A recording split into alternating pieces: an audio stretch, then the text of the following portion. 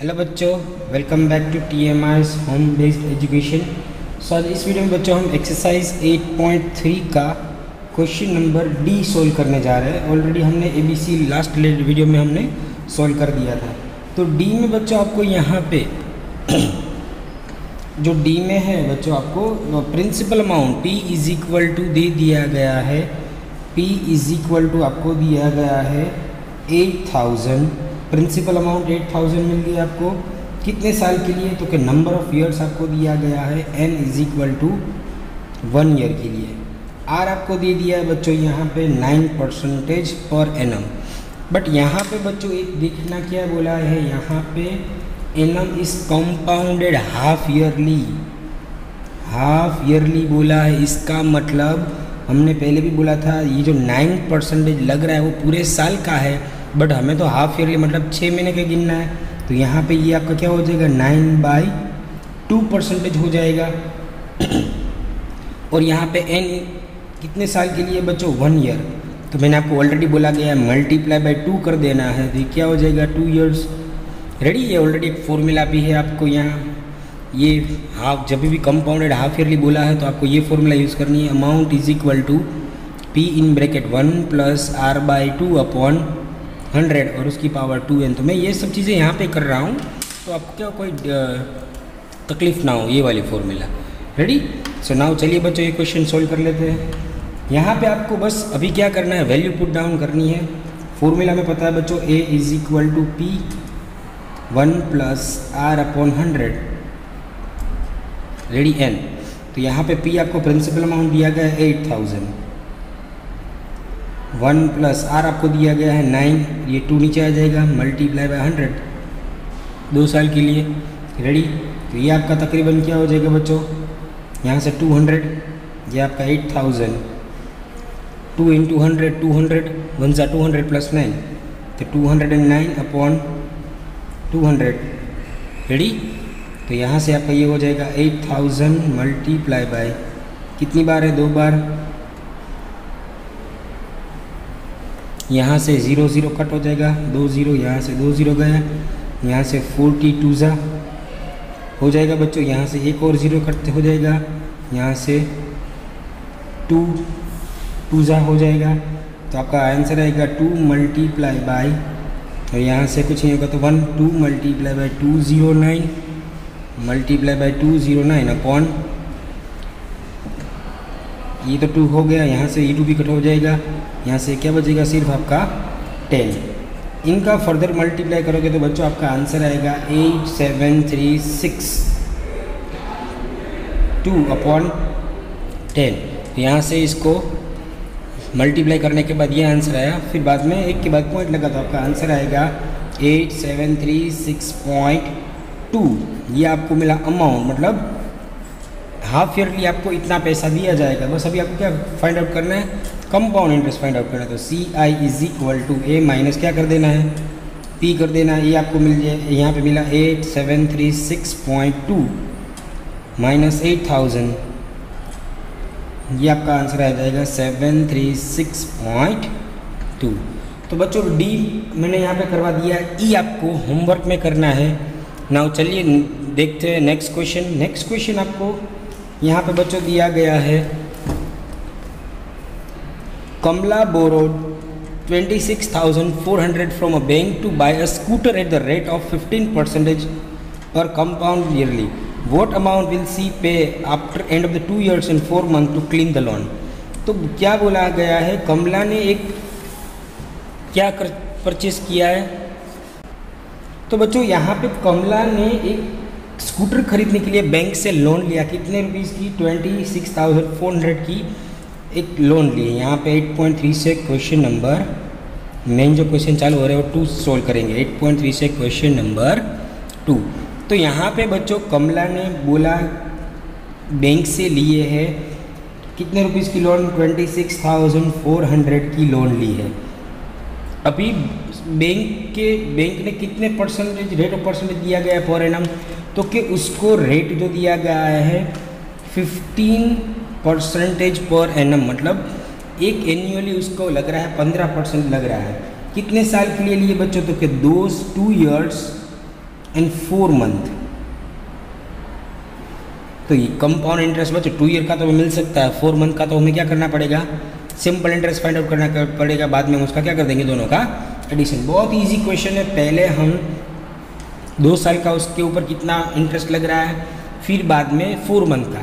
तो इसका मतलब यहाँ पे ऐसा क्वेश्चन है कि अगर कमला ने 26,400 की एक लोन ली है स्कूटर के लिए 15% के रेट ऊपर, तो 2 साल एंड 4 महीने के बाद उसको कितना पैसा बैंक को वापस देना पड़ेगा अगर लोन उसको क्लियर करनी है। तो बहुत इजी है। तो यहाँ पे डायरेक्टली हमने ऑलरेडी ये सब लिख लिया है।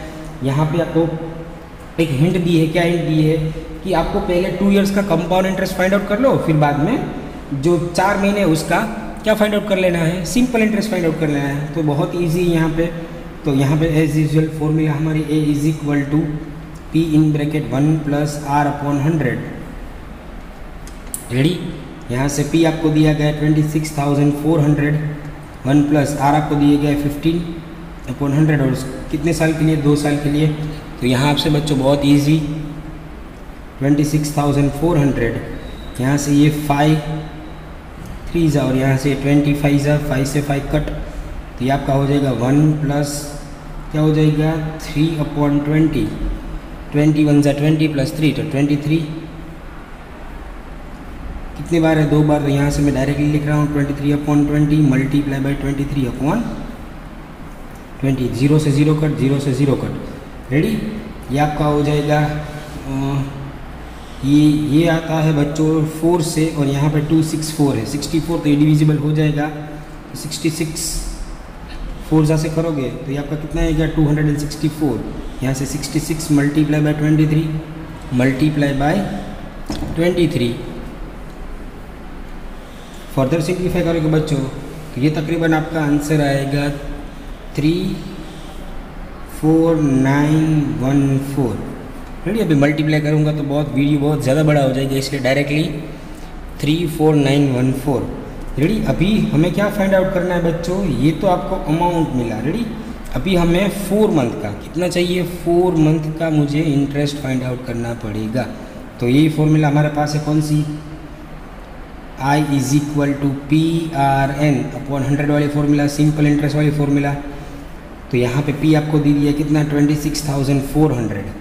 Ready. Multiply by R15 multiply by N4 upon 100। बच्चों यहाँ पे 4 मंथ है, बट हमें पता है सिंपल इंटरेस्ट पूरे साल का ही होता है। तो यहाँ पे मुझे मंथ दिया गया, तो डिविजिबल बाय क्या करना पड़ेगा 12। क्यों 12, बिकॉज 1 ईयर में कितने मंथ होते हैं 12। तो यहाँ से 12 से मैंने डिवाइड कर दिया 4/12।